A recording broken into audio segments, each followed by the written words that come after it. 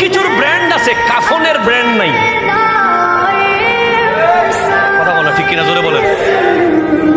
আপনি দোকানে গেলে যদি বলেন যে ভাই আমাকে একটা ব্র্যান্ডের কাফন দেন, দোকানদার আপনাকে পাগল ডাকবে।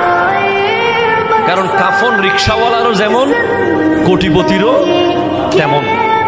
এই জায়গায় কোনো ব্র্যান্ড নাই। ব্যবসায়ীরা কি বোকা? ওরা ব্র্যান্ড বানাইলো না কেন? কাফনে একটা ব্র্যান্ড বানাইতো। তারা জানে যে কাফনের ব্র্যান্ড চলবে না, কারণ মরার পরে আর দামি জিনিস কেউ বাবার জন্য কিনে না।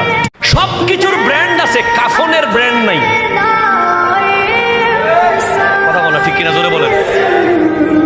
আপনি দোকানে গেলে যদি বলেন যে ভাই আমাকে একটা ব্র্যান্ডের কাফন দেন, দোকানদার আপনাকে পাগল ডাকবে।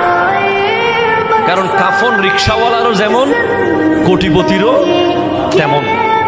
এই জায়গায় কোনো ব্র্যান্ড নাই। ব্যবসায়ীরা কি বোকা? ওরা ব্র্যান্ড বানাইলো না কেন? কাফনে একটা ব্র্যান্ড বানাইতো।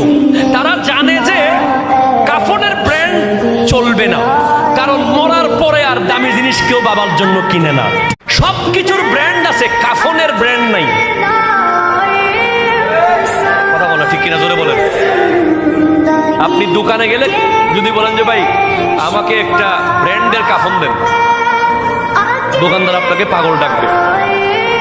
কারণ কাফন রিক্সাওয়ালারও যেমন, কোটিপতিরও তেমন।